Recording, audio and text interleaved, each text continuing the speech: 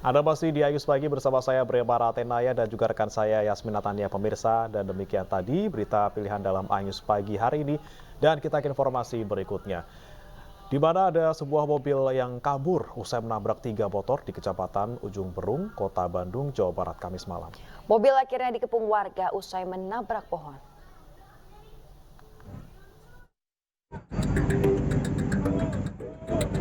Ratusan warga berkerumun mengepung sebuah mobil yang menabrak pohon dan masuk ke parit di Jalan Rumah Sakit Kecamatan Cinambo, Kota Bandung, Jawa Barat, Kamis malam. Warga geram usai mobil tersebut menabrak 3 pemotor di Jalan Aha Nasution, Ujung Berung, kemudian kabur.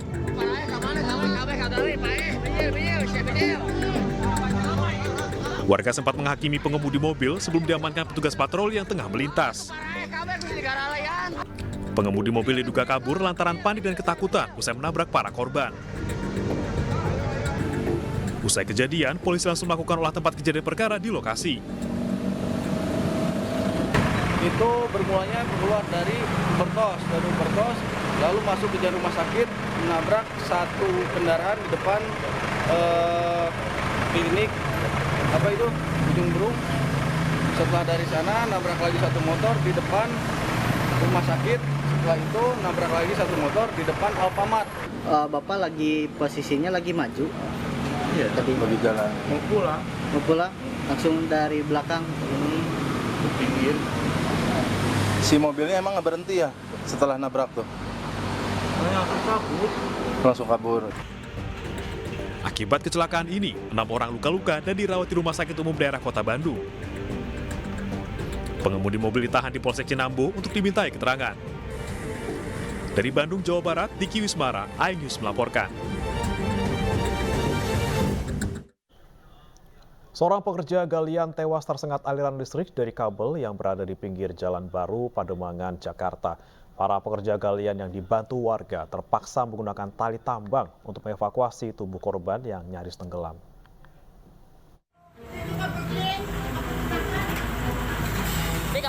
Rekan kerja korban dibantu warga mengevakuasi seorang pekerja saluran air yang tewas tersetrum dari dalam galian yang berada di pinggir Jalan Baru, Pademangan, Jakarta Utara.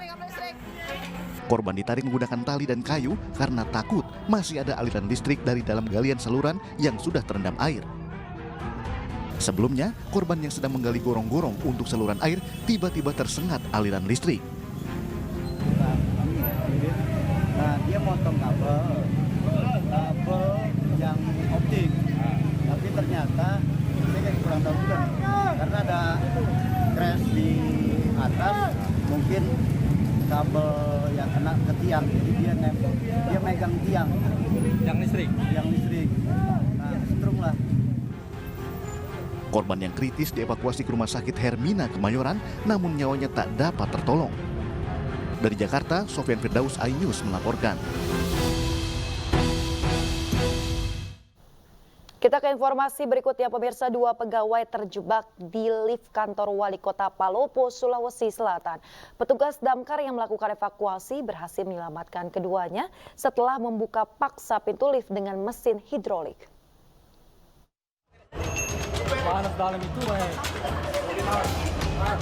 Dua pegawai kantor Wali Kota Palopo, Sulawesi Selatan terjebak di dalam lift. Proses evakuasi kedua pegawai berjalan dramatis karena petugas damkar Kota Palopo membuka paksa pintu lift dengan alat hidrolik. Kedua pegawai itu bernama Misra, asisten pribadi Wali Kota Palopo, dan Syamsul, sekretaris pertanahan Kota Palopo. Kedua pegawai ini diduga terjebak selama 45 menit, sementara proses pembukaan paksa pintu lift membutuhkan hingga 15 menit. Kedua korban berhasil diselamatkan tanpa cedera.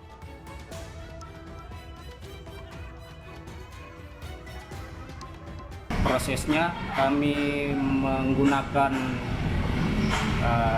cutter spreader, jadi forcible pintu, membuka paksa pintu lift, kemudian membuat spasi ruang untuk mengeluarkan korban tersebut, ya orang yang terjebak. Kira-kira mungkin sekitar 10-15 menit semua orang yang terperangkap bisa dikeluarkan tanpa cedera. Belum diketahui penyebab pasti macetnya lift, namun diduga terjadinya kerusakan tombol membuat kedua pegawai itu terjebak. Dari Palopo, Sulawesi Selatan, Nasruddin Rubak, iNews melaporkan.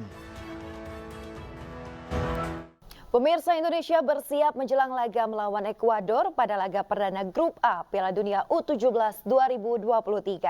Skuad Garuda Asia siap untuk membuka laga di hadapan pendukungnya sendiri dan akan mencoba bermain tanpa beban.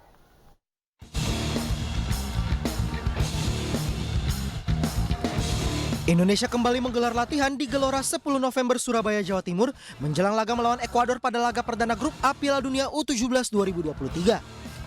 Latihan ini sekaligus mengasah proses adaptasi skuad Garuda Asia dengan cuaca malam hari. Kekompakan tim juga semakin apik setelah latihan untuk persiapan pertandingan.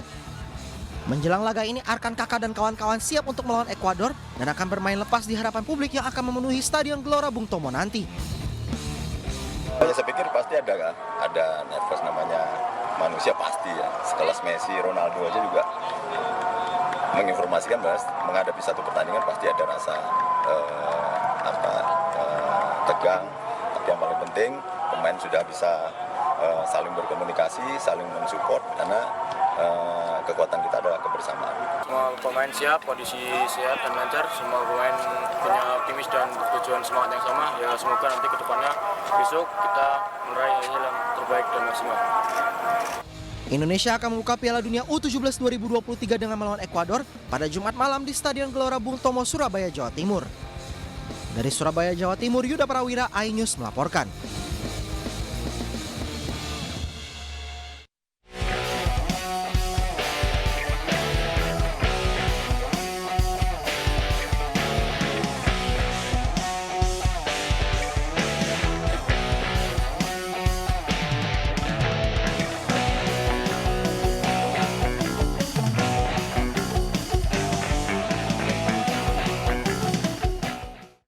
Kita ke informasi lainnya, pemirsa. Peringatan Hari Wayang Nasional ke-5 ditandai dengan berbagai atraksi pergelaran wayang dari berbagai negara. Kegiatan yang diadakan selama 3 hari itu diisi dengan berbagai kegiatan edukatif.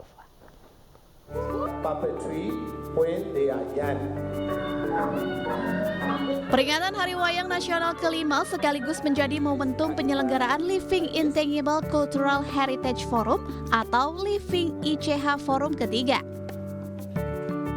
Forum ini untuk pertama kalinya digelar sejak 2021 bersamaan dengan dirilisnya Rumah Wayang Dunia. Kegiatan ini diisi dengan berbagai atraksi pagelaran wayang dari berbagai negara, seperti Myanmar, Thailand, Singapura, Vietnam, dan Kamboja. Nah, di situ kegiatan ini ya harus dilakukan dalam rangka safeguarding, penyelamatan dari budaya-budaya yang sudah diakui oleh dunia, UNESCO. Maka dari itu, wayang kita yang sudah diakui sebagai masterpiece of the oral and intangible cultural heritage for humanity, itu adalah bagian dari tugas Senawangi sebagai salah satu dari NGO internasional di dunia pewayangan. Dalam forum ini berbagai kegiatan seperti seminar, puppet paper craft, talk show, pagelaran wayang, serta pameran dan bazar. Seru banget karena ini pertama kali juga kali ya aku ikut event kayak gini dan akhirnya aku dapat banyak pelajaran juga yang sebelumnya belum pernah aku dapetin juga gitu. Kegiatan hari ini tuh saya tuh mendapatkan ilmu mengenai tentang wayang. Ternyata wayang juga bisa digunakan sebagai sarana edukasi. Saya juga baru tahu itu, terutama sarana edukasi dari PAUD, MI, MTS dan sampai jenjang SMA bahkan jenjang kuliah. Dan dari kegiatan tadi saya juga baru tahu sejarah tentang keluarga salah satu tokoh wayang yaitu Gatot Kaca, tentang Pandawara dan lain-lain. Tadi itu lumayan seru, terutama saat ada narasumber yang yang membawakan bait lirik dialog sebuah tokoh wayang. Jadi itu liriknya sangat menyentuh karena menggunakan aksara Jawa yang juga baru saya dengar. Peringatan Hari Wayang dan Living ICH Forum ini berlangsung selama 3 hari. Dihadiri para seniman, budayawan, pegiat wayang, dan masyarakat. Dari Jakarta, Anissa Septiarani, Leman, Dipo Adi Muharom, iNews melaporkan.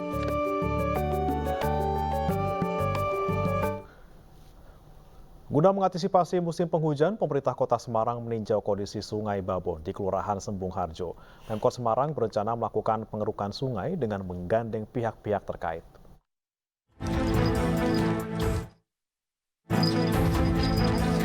Kondisi Sungai Babon di Kelurahan Sembung Harjo, Kecamatan Genuk, Semarang, Jawa Tengah cukup memprihatinkan. Akibat sedimentasi, sungai yang sebelumnya memiliki lebar 30 meter, kini tersisa 2 meter saja. Bahkan tepi kanan dan kiri sungai dipenuhi rumput lebat. Kondisi ini mendapat perhatian dari Wali Kota Semarang, Heviarita Gunaryanti Rahayu. Dalam tinjauannya pada Kamis lalu, Heviarita menyatakan kondisi Sungai Babon masih cukup aman, namun berpotensi untuk meluap saat musim penghujan dengan curah hujan tinggi. Pemkot Semarang berencana untuk berkolaborasi dengan BBWS Pemali Juwana dan berkoordinasi dengan DPR RI untuk mempercepat pengerukan sungai. Saya kemarin juga sudah menawarkan kepada BBWS untuk kita ini bisa berbagi tugas. Jadi penyediaan alat beratnya ini dari BBWS, nanti kami sharing untuk BBM-nya. Nah ini kebetulan ada timnya dari Mas Setiano, Mas Vino yang kebetulan kan beliau ada di Komisi 5 yang menjadi partner ya dari Kementerian PUPR yang membawai BBWS, sehingga kami juga akan dorong lewat pemerintah pusat, lewat Mas Vino untuk bisa membantu. Percepatan pengerukan sungai ini diharapkan mampu mengurangi risiko luapan sungai yang dikhawatirkan menimbulkan banjir saat puncak musim penghujan. Dari Semarang, Jawa Tengah, Dimas Yuli, iNews melaporkan. Pemirsa, pameran makanan dan minuman berskala internasional SIAL Interfood 2023 kembali digelar di G-Expo Jakarta. Sejumlah perusahaan distribusi produk impor turut berpartisipasi dalam event tersebut.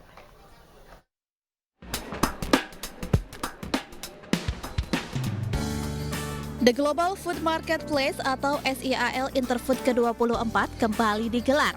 Sejumlah perusahaan distribusi produk impor turut berpartisipasi dalam event ini. PT Aneka Semesta Nutrisindo atau ASN dengan produk Sunbay dan Pororo ini mengenalkan produk barunya, flavor sirup Long Beach. Pengen mengenalkan utamanya Long Beach ini bukan cuma kepada end user saja, customer, tapi juga buat kalangan dunia usaha, Pak. Bukan kalangan dunia usaha yang besar saja, tapi kepada usaha UMKM juga pun bisa, gitu Pak. Jadi kita we let them try the product and then experience the product, and then yang goodnya, yang baiknya adalah kita mendapatkan satu feedback yang sangat positif sekali dari para customer. Ada juga PT Jakarta Boga Utamasari dengan produk mie instan Samyang dan bumbu aneka varian asal Korea Selatan. Juga berpartisipasi di SIAL Interfood 2023 sambil mengenalkan produk unggulannya. Kebanyakan produk yang kami represent adalah produk-produk dari Korea, di mana semua orang kan juga sudah mengenal ya produk Samyang ini salah satunya, dan juga kami juga mengimpor dan distribusi dan memegang lisensi dari Iconics untuk minuman Tayo. Ikut saya untuk ya itu dia, untuk memperkenalkan produk-produk kami dan juga untuk bertemu dengan para SIAL Interfood 2023 diikuti 895 perusahaan dari 20 negara peserta, termasuk 100 UMKM Indonesia, dan merupakan barometer untuk mendorong kebangkitan industri makanan dan minuman di tanah air. Event ini terbuka untuk umum selama 4 hari hingga 11 November mendatang di G-Expo Jakarta. Dari Jakarta, Nur Aryadin, iNews melaporkan. Rumah produksi Temata Studios dan Adia Pictures menggelar media screening, press conference hingga gala premier film Gampang Cuan di XX1 Epicentrum Kuningan, Jakarta. Film bergenre drama komedi diperankan Vino Bastian dan Anya Geraldine akan segera tayang di seluruh bioskop tanah air mulai 16 November 2023.